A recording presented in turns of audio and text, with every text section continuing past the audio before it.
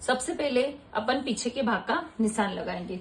अभी तक अपन ने पेपर पे लगाया है, आपको इसकी थ्योरी भी बता दी है। अब मैं आपको कपड़े पे लगाना बताती हूँ। पहले कपड़े को बराबर कर लेंगे, दोनों चारों साइड से बराबर हो जाएगा। उसके बाद इसकी लंबाई है 14.5 और सीना है इसका 34।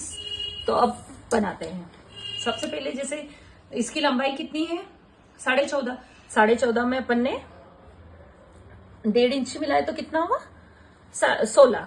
सेम इसी तरह बगल की तरफ भी, जैसे ये 34 का सीना है तो इसमें बगल कितनी आएगी 6.5। अब 5.5 का शोल्डर लेंगे क्योंकि वो 34 का सीना है। सेम इधर भी 5.5 का लेंगे।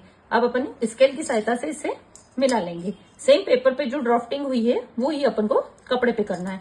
पेपर पे पहले करके देख लीजिए, कभी कुछ गलत होता है इसीलिए पेपर पे करना चाहिए, उसके बाद में अपन को कपड़े पे करना चाहिए। अब इसका जैसे 34, 35.5 समथिंग सीना है, तो मान लो मैं 35 लेती हूँ, तो 35 मतलब 8.5 पॉइंट, उसका जो चौथा भाग होता है उसका होता है 8.5.2 मतलब 2।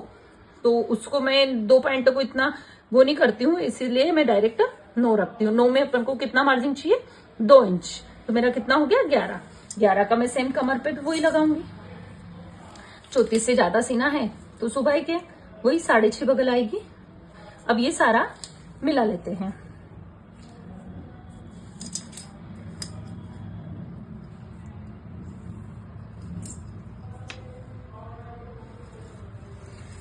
बगल का शेप 1 इंच और 2 पॉइंट रहेगा।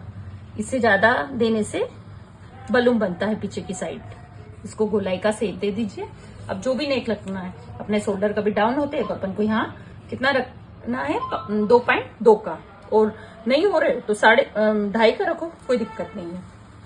सेम जो भी लंबाई है, जैसे इनकी लंबाई है 11 तो मैंने कितना लिया है 11.5। अब मैंने यहाँ 2.5 लिया है, मेरे को यहाँ पे डिप चाहिए तो मैंने कितना लिया है 3, और भी डिप चाहिए तो 3.5 लूंगी। अब इसको मैं मिला लेती हूँ,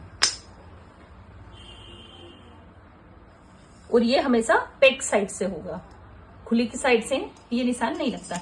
अब अपन को गोलाई का शेप देना है, तो गोलाई का शेप देने के लिए आधा इंच और 2 पॉइंट का शेप लगता है। अब इसका कमर का आधा कितना है, सीने का आधा जो भी हो, जैसे 4.5 पे आया 4.5 पे अपना तल लगेगा। कितने का आएगा सर 4.5 का। सेम वही की वही मेथड आएगी जो अपन ने पेपर पे करी है।